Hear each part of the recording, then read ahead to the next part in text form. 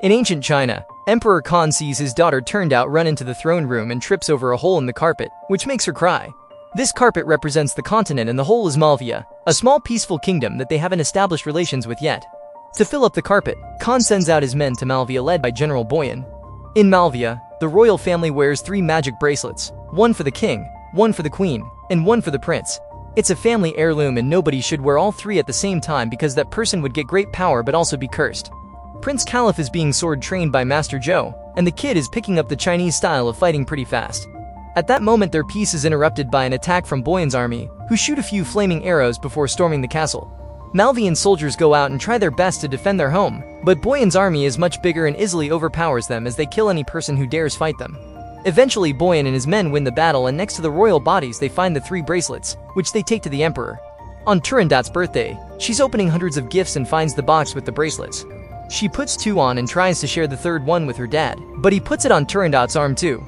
This immediately activates the curse as the bracelets change shape and tighten around her arm, causing her to cry in pain.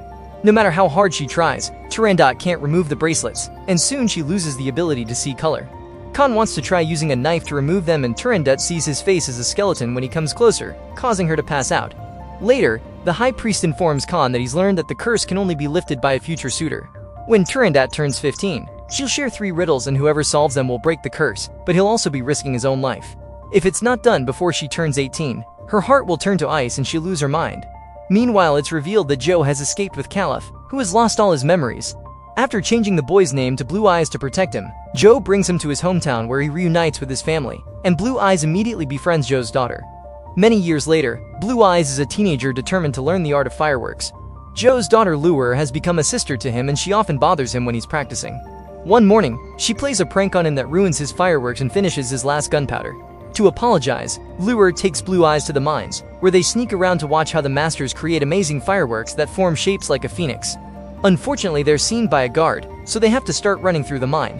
Whenever the guards try to stop them, they push them away and jump on the furniture, trying to slow them down. Suddenly, the guards are about to catch up to them, but the firework master throws a few sparks at the guards, allowing the duo to escape through a hidden tunnel. At the palace, Boyan checks on Turandot, who has grown into a beautiful yet cold princess. Khan wants Boyan to train her, so Turandot has no choice but to fight him. Because of the curse, Turandot has special abilities and can move at great speed, so at first Boyan can't land a single hit. However, when he breaks her lute to grab a wood piece, she begins attacking him directly and proves her swordsmanship is still weak. Offended by his criticisms, Turandot runs outside at super speed and waits for Boyan to cut his cheek, so he changes the wood for his actual sword. By looking at the reflection on the metal, Boyan manages to grab Turandot, quickly disarming her. At that moment, Blue Eyes and Luer come out of the tunnel, which takes them to the palace garden. Seeing Boyan grabbing Turandot, Blue Eyes misunderstands the situation and comes in the princess' defense using her sword. Thanks to his master's teachings, Blue Eyes offers a very good fight, and Boyan recognizes it as Zhou's style. Both men continue to exchange hits and Boyan's experience comes through when he finally overpowers Blue Eyes, but when he's about to stab him, Luer tries to stop him with her whip. Boyan easily pushes it away and brings down his sword, but Turandot inserts her arm and the sword breaks against the bracelets. Then a bunch of guards appear to arrest the intruders, but Turandot says they're with her and announces Turandot will train her from now on. Soon the 2 teens begin training with their swords together every day and a bond between them grows. Turandot is very impressed by Blue Eyes because he can keep up with her regardless of her curse. One afternoon, while they're jumping around the palace ground to train, Blue Eyes accidentally touches the bracelets and is shocked to see flashbacks from his homeland's invasion, although he doesn't know what they mean. In the meantime, Boyan asks the high priest to make him incredibly powerful. In a small secret lake inside a cave, the priest tries to perform a special ritual that starts covering Boyan in gold, but it doesn't work and the gold disappears. Boyan begins wondering if he must kill Khan to gain power, so the priest points out that Boyan could marry Turandot instead. Sometime later, Blue Eyes misses Turandot so much that he visits her during a full moon, which is the only night he's supposed to stay away. When he sneaks into her room, he's shocked to find her tied up by multiple pieces of fabric and starts cutting them, ignoring her warnings to leave her alone. The bracelets are digging into her skin more than usual, and as soon as she's free, her eyes change and cause her to see Blue Eyes as a skeleton. Soon the curse takes over and Turandot turns the fabric into a weapon to try to attack Blue Eyes, who speaks to her with sincere words while blocking her weapon with his sword. His words help her snap out of it, but she's angry because he broke her rule and almost died, so she asks him to never come again. A few days later, Blue Eyes becomes a royal guard and is part of the team that protects Prince Yuzong of Lampu when he comes to visit their town for a festival. Corinda is still locked up in the palace, so she keeps herself busy by using her powers on the looms to work faster. Many men have died trying to solve her riddles, but Khan insists she tries again on the prince that just arrived. Back in town, Blue Eyes is finally off duty, so he enjoys the festival with Luer and her friend Yuang. They notice that Yufeng has a very fancy dagger, so Luer uses her whip to send it flying, and it's caught by Yuang, who immediately runs away. Yutong begins chasing Yuang through town, and after lots of jumping he manages to catch him, but Yuang throws the dagger at another friend and tells him to run. Meanwhile, the prince's bodyguard attacks Luer, but he's too slow and she easily dodges all his moves as she jumps around with her whip. Luer then tries to escape by climbing a weak structure, and the bodyguard decides to bring it down. However, Luer jumps away before she could get hurt. At that moment, Yutong appears as he tries to chase the other guy, but before the structure hits him, Blue Eyes saves him just in time. Afterward, Blue Eyes makes Luer return everything she stole and shows Yutong around the festival. He also takes him into the mines, where he makes a small tree firework to bless the prince. Yutong then shares he's come to solve the riddles and his brother died trying. He can tell that Blue Eyes loves the princess, so Yutong announces he's now his sworn brother. The next day, Yutong visits Turandot pretending he's here for the riddles. However, he takes out a dagger and tries to kill her for what happened to his brother. Turandot moves fast and catches the dagger when he throws it at her. Then she commands her threads to knock down the bodyguard and capture Yutong, reminding him that his brother had accepted the contract. Later, during a public ceremony, Khan announces he'll forgive Yutong if he's capable of answering the riddles. Blue Eyes is working as a guard and watches the sun reflect on the bracelets, which causes him to have another flashback of the massacre full of blood, violence, and bodies. Wanting answers, Blue Eyes comes forward and asks Yutong to let him answer the riddles. Khan wants to know why he's doing this, so Blue Eyes lies and says that as Yutong's sword brother, it's his duty. As the crowd chants their support, Khan agrees to give him a chance, and the high priest starts the ceremony, explaining that fireworks will go off if Blue Eyes gives the correct answer. If he fails, he'll be executed. Turandot comes closer and Blue Eyes admits he's doing this to save her, but she just responds with the riddle that the bracelet whispers into her mind. What is born of darkness and dies at dawn? Blue Eyes concentrates on finding the answer and has a vision of his mother guiding him through the castle. Then it changes to the day of the massacre, during which the king shows up severely wounded. The guards can't keep the invaders out, so the queen grabs all the bracelets and forces them on her husband's arm, saying there's no other choice. While the king absorbs the new power, the queen tries to fight, only to be pushed away. At that moment, the curse finally takes over the king and he grabs a sword to fight, showing great power as he easily starts beating down the enemy, roaring and fighting multiple men as if it was nothing. In the present, a bell announces Blue Eyes' time is over, and since he doesn't have the answer, he's taken away to be executed. As he's carried to his death, Blue Eyes has another vision and sees his mother telling him to leave with Zhou because he's the kingdom's only hope. Seeing it as a sign, he yells that the answer is hope, causing one of the bracelets to break. However, Turandot is in the palace and nobody sees this, so before Blue Eyes can be killed, Zhou jumps in to rescue him. After knocking down a few guards, he throws a lance and saves Blue Eyes' falling body right before it lands in the boiling water. At that moment, fireworks start exploding in the sky, confirming his answer is correct. Afterward, Boyan steals a piece of the broken bracelet and orders his men to not let the fireworks explode even if Blue Eyes gets another answer right. The next day, under the rain, Turandot shares the second riddle. Women are beautiful for it, men are unsettled for it, yet they die together when it turns into unbreakable ice. Blue Eyes concentrates and another vision shows him that his father sees everyone as skeletons, causing him to lose control to the point he kills his own men. Zhou takes little Caliph away and the queen jumps in to protect them, only to end up killed by the king. Once again, time runs out and Blue Eyes doesn't have an answer. He's tied up to a pole and his punishment is 1,000 cuts, so while the executioner starts hurting him, the pain causes Blue Eyes to have another vision. The queen's death makes the king to snap out of it, and the combo of grief and guilt causes him to break his sword and self-delete. In the present, Blue Eyes announces that the answer is blood, and another bracelet quickly breaks at the palace. The servants try to shoot a firework with an arrow, but the rain only makes it fall in a puddle. To make matters worse, Boyan's men show up to stop them from trying again. While a fight ensues in the palace, it's announced in the ceremony that Blue Eyes will be executed. Zhou suddenly yells that the rain may be interrupting the fireworks, so Boyan decides to fight him as he reveals their brothers. Yutong, his bodyguard, Luer, and her friends proceed to fight the guards so Zhou can confront Boyan, using special tricks of his sword to get the upper hand. Luer tries to reach Blue Eyes, but there are too many guards and she's pushed off the platform. Zhou ignores Boyan and decides to join the fight against the soldiers to save Blue Eyes. However, Luer is captured and everyone is forced to stop. At the palace, Turandot uses her magic to kill all the soldiers, quickly saving the servants before finding the arrow. At that moment, Blue Eyes insults Boyan, who throws his sword in retaliation, but the sword is stopped by magic.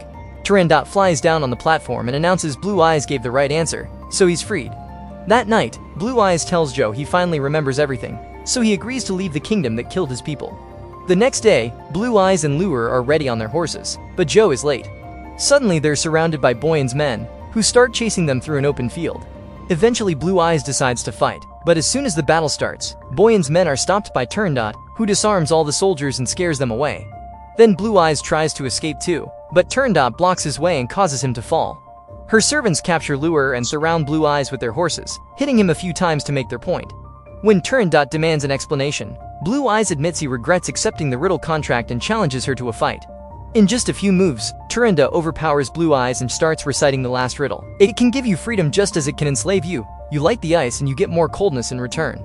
As Blue Eyes takes the chance to escape her grasp, Turandot begs for help, but he refuses to do it and steps forward, causing her sword to stab him in the chest.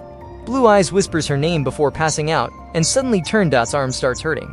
It turns out her name is the answer and the bracelet breaks, making her faint too. When the servants rush to help her, Turandot wakes up and her skin loses its paleness as color finally returns to her eyes, allowing her to see the beauty of nature. Sometime later, the royal medic is taking care of Blue Eyes and explains to Khan that the boy survived because his organs are on the other side. Turandot comes to visit him and announces the next day is their wedding, but Blue Eyes tells her to learn who he really is first or he won't marry her. While Khan sends his men out to discover Blue Eyes' identity, Boyan gets a piece of every bracelet and gives to the high priest, who throws them in the small lake to start the ritual. Boyan steps into the water and the dark magic takes over his body, filling him with great power. Once the ritual is over, Boyan tests the results with his sword, but all his wounds instantly heal. Then he stabs the high priest for knowing too much. In the evening, Blue Eyes is getting drunk at a restaurant because he hates the fact he loves the daughter of the enemy. Hearing this, Lure rushes to tell Turandot the truth. Meanwhile, Boyan visits Joe to ask him about Blue Eyes. Joe refuses to talk and a fight ensues, but no matter how many times Joe hurts him, Boyan's wounds always heal up. Desperate to survive, Joe escapes through the window. At the same time, the high priest arrives at the mines to beg for help. Moments later, Blue Eyes tries to enter his home only to be captured by Boyan and his men. When they're about to take him away, mysterious soldiers arrive and kill some of Boyan's men before the leader shoots an arrow at him. Boyan catches it with his hand and threatens to kill Blue Eyes, knowing the archer is Turandot. Then he reveals he found a jacket with the insignia of the Malvian royal family, which means Blue Eyes is the enemy. Turandot doesn't care and offers to accept any condition to save Blue Eyes, so Boyan asks her to marry him. The next morning, Blue Eyes is taken to Sivka, who decides to free him even if he's the enemy as thanks for saving his daughter. Blue Eyes still wants revenge, and when Boyan tries to shut him up he's interrupted by Turandot, who brings the high priest and the truth. The day Boyan's army visited Malvia, Khan's orders were to only establish peaceful relations. However, Boyan thought Khan got soft and that they should be conquering more land, which his soldiers agreed with. Then he killed the envoy and made it look like Malvia did it to start a war. Back in the present, Boyan confirms the story is true and uses a piece of armor to kill the priest before calling for his soldiers, who immediately stormed the palace and killed the servants. Then Boyan reveals he brought fireworks under the disguise of a wedding gift and shoots some flaming arrows at them to make them explode. However, the firework master had guessed his intentions and the fireworks form a huge dragon that attacks Boyan's army, defeating it in a matter of seconds. Seeing his soldiers go down makes Boyan mad and he fights a few royal guards, quickly killing them all. Then he challenges Ka for the throne and the emperor accepts, thinking he can defeat him by using a sword made from a meteor. However, as he starts hitting Boyan, Ka is shocked to see the sword breaking little by little. A smug Boyan pushes him away and the rest of Ka's people attack him, going after the remaining soldiers as well. A brutal battle takes over the throne room as people show off all their skills with a variety of weapons, like Louis Yar's whip and the strength of Yithong's bodyguard. Blue Eyes and Joe fight Boyan together, but their weapons are useless. They manage to kick Boyan against the table, only for him to grab a knife and throw it at Joe's chest. Furious, Blue Eyes tries to fight and again he's overpowered again. Turandot tries to save him and Boyan retaliates by choking her, but he lets go of her when he sees Joe standing up. Boyan jumps on his brother and tries to kill him, so Lure grabs his arm with her whip only to be thrown away. Then Blue Eyes throws a box at Boyan's head before Turandot drags him out of the palace. Boyan immediately follows them, giving Yifong and the others the chance to defeat the last soldiers of his army and win the battle. By using the secret tunnel, Blue Eyes and Turandot arrive at the mines and shoot fireworks at Boyan, but nothing can hurt him. He starts destroying the place and Blue Eyes pushes Turandot down before she can get hurt. Then he lights up bigger fireworks, which destroy Boyan's armor and burn his skin, yet he always recovers. Eventually, the fireworks bring down a statue that falls on top of Boyan, bringing him down. Thinking it's over, the teens are about to share a kiss, but suddenly Boyan comes out of the debris. Blue Eyes rushes to attack him and Boyan breaks his sword, pushing him back. Then Turandot tries attacking him too, and when Boyan hits her, she spits blood on his shoulder and notices it's hurting his skin for real. As she flies back, she throws her blood-covered sword at Blue Eyes, who catches it as he slides to stab Boyan. Thanks to the blood, this time the sword goes through and shocks Boyan, who immediately burns down. Afterward, Blue Eyes rushes to Turandot's side. who finally calls him Caliph and tells him where to find the secret of the fireworks before she dies in his arms. The next day, Caliph begins traveling back to Malvia.